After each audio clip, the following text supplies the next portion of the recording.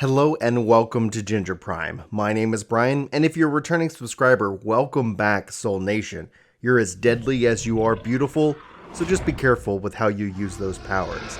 That's what you get for subscribing here, by the way. A free compliment at the start of videos. But in this video, we're diving back into the world of Outriders and talking about the campaign, the endgame, gear modification, and so much more. We're also going to be going over the new player frequently asked questions and hopefully answering the questions that you have regarding this game. But if this video does not answer those questions, please just let me know and I'll try to make sure you get the answers so you can make the best decision possible when deciding to try and pick up this game. Now, there's a lot to cover here in this video, and since it's my goal not to waste any of your time, you can always use the chapter markers in the video to jump to whatever section interests you the most.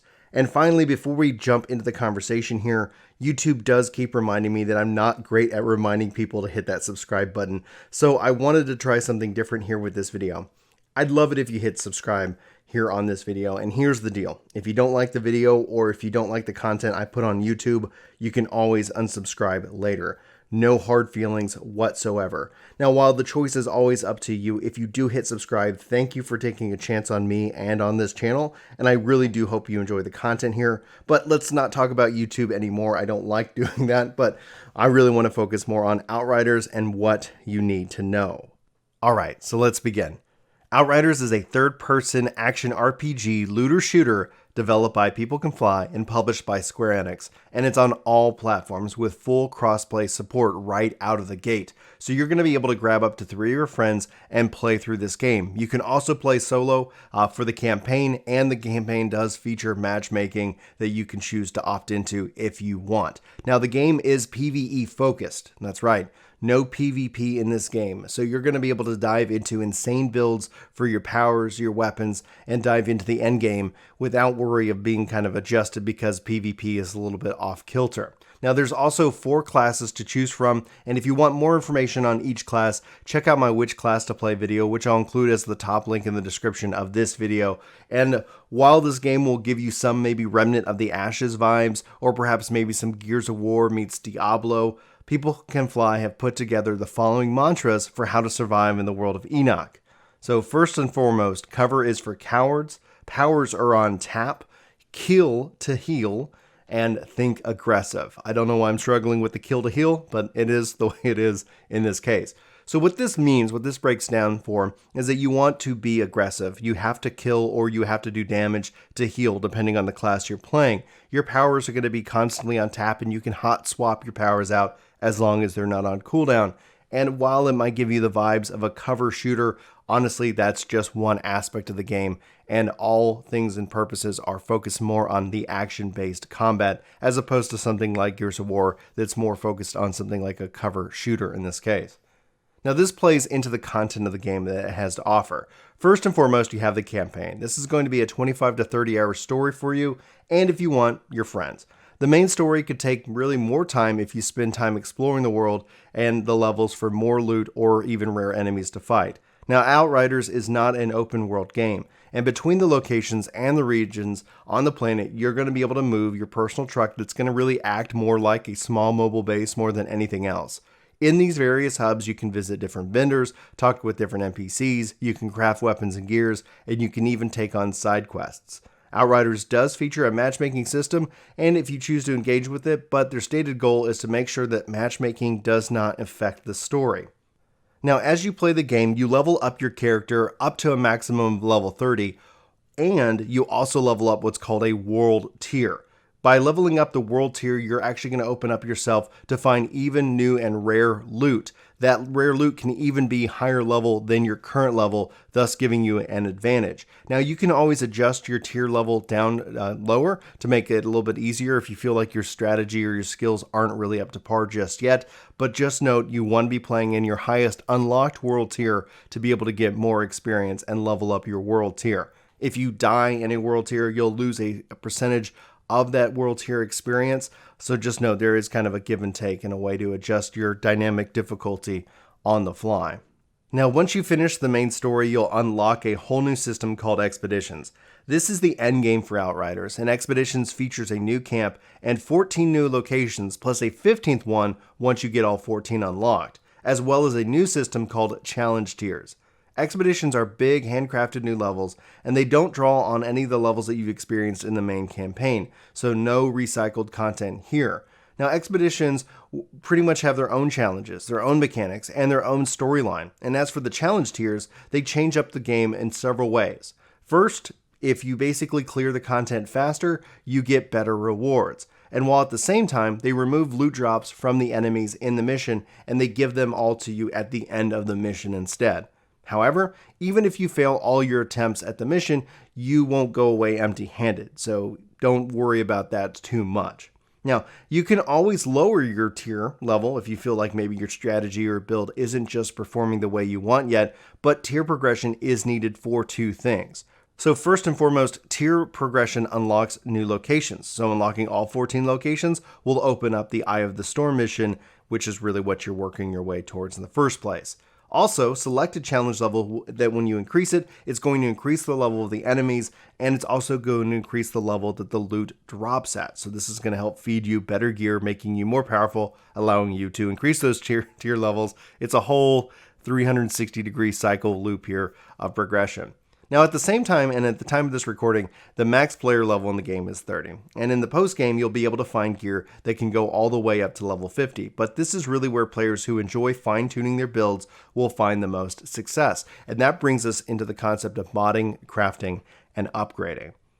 So upgrading and modifying your gear in Outriders is a key component to the endgame. So let's first talk about the mod system. Mods are passive skills that will augment your weapons, armor, or the way that your skills work. Mods work beyond your class, so you can add effects to your weapon like freeze, bleed, toxic, or slow time. And with rare and special mods equipped, you can even get a taste for another class in a weapon. There are two types of mods: general mods, which are applied to your weapons and armor, and they change the way that they work, and they're cross-class usable. Then you have skill mods, which are class-specific. These mods can change any of your 8 classes' powers, and you can only be equipped onto your armor. All mods are broken up into 3 tiers, and you collect them by breaking down the gear that has them. The rarity of the gear will determine what tier and how many mods you acquire from dismantling. And this has an exception with legendary gear, which has set mods that drop from them at tier level 3. Once you've collected the mod, you can keep it and you can apply it to any other gear. And there are some rules for mods beyond this. For example, if a weapon already has 2 mods slotted, you can actually only change out one of them. And beyond mods, from the crafting table, you can actually level up your gear, improve its rarity, and even change how it fires. So if you're really into crafting and different builds, you're going to find a lot of ways to build out your ultimate class here. Now, there are 350 different mods across weapons, armor, skills, and powers, and your class trees, so you've got a lot of choices to make. Alright, so now this brings us to our frequently asked questions of the video. If you made it this far into the video, let me know in the comments so I can just thank you. I know that's a lot of information about the game itself, and there's a lot of questions that I want to dive into here. I really appreciate you hanging out with me, but let's go ahead and dive in.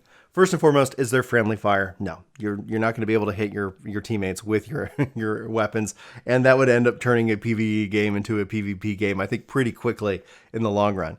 Is Outriders, I can't even struggle with that word for some reason, a total open world? And no, we've covered this a little bit earlier, it is not an open world RPG. Does Outriders have PvP? No, it does not have PvP.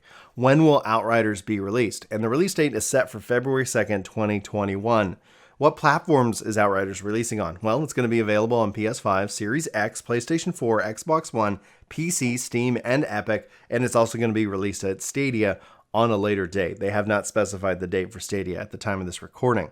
What kind of game is Outriders? Well, it's a 1 to 3 player drop-in, drop-out, co-op, third-person perspective shooter set in an original, dark, and desperate sci-fi universe.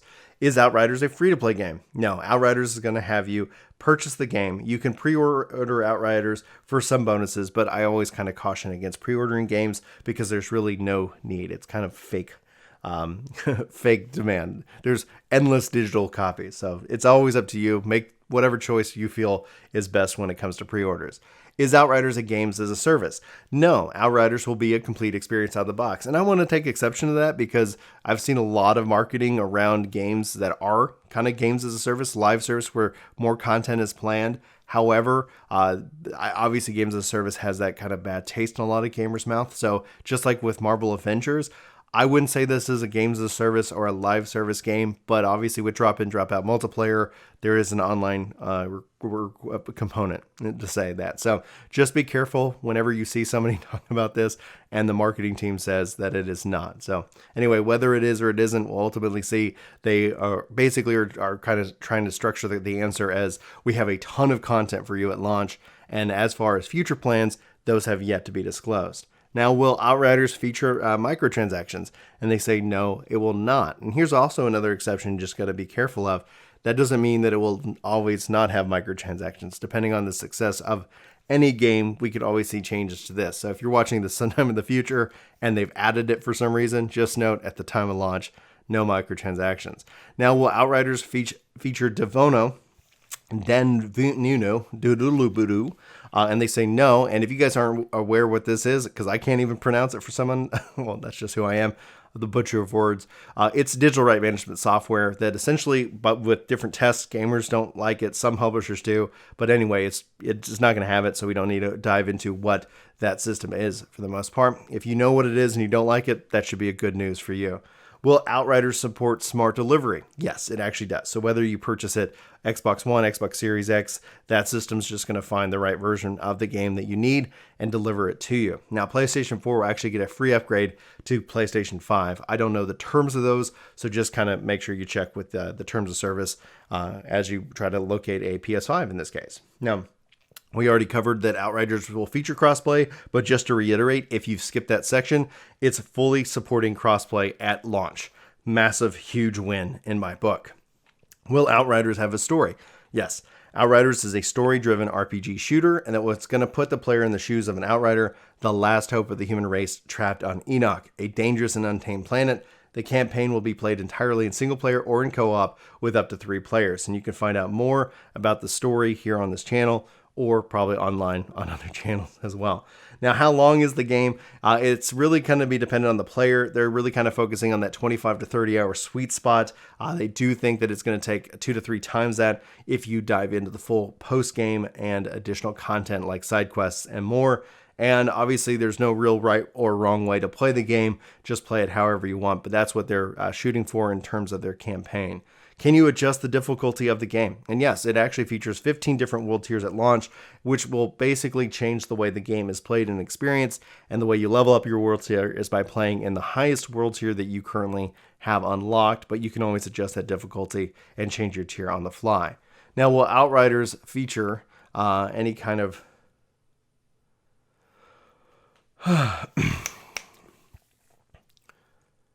Now, is Outriders going to... Now, in what way will exploration be rewarded in Outriders? And straying from the beaten path in the track is going to actually open up the world of Enoch for you in a big way. Not only will you be rewarded with gear and opportunities to hunt down special enemies and challenging combat encounters, but you will also uncover the mysteries of Enoch.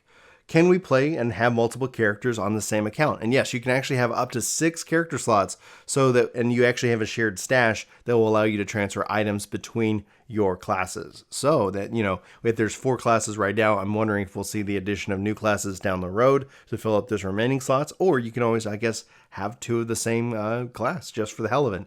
Being that you can respec your class and gear and trade and things like that, I'd be kind of curious as to see kind of what would make up this 2 additional slots for you. No judgment. I would love to know your thoughts on that one.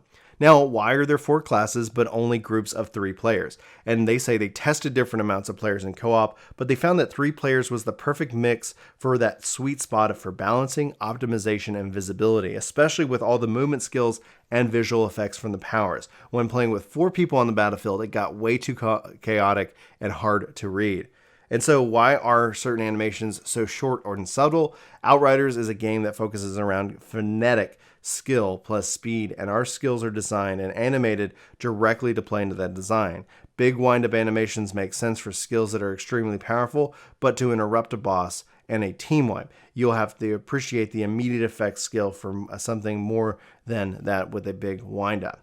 And that brings and finishes off our current set of frequently asked questions. Guys, if you have additional questions, let me know and I can do follow-up videos for this. Hopefully this gives you a really good outlook and coverage of Outriders. And if you've enjoyed this video and you feel like I earned it, hit that subscribe button. And again, if you feel like hitting that that like button, that also goes a long way. No pressure. You can always unsubscribe later, and no judgment whatsoever. But I'm going to wrap up this video. I really appreciate you hanging out with me here. If you made it all the way to the end, say hooty hoo 2021 or something ridiculous along those lines, so I know you made it here.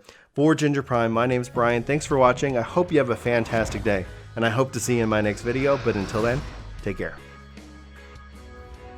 This video is sponsored by me, Ginger Prime. Hopefully you'll check out my podcast channel, Ginger Gaming Radio, which we have lots of guests, lots of great conversations, and even more highlights. Links are in the description below. Let me know what you think. Thanks.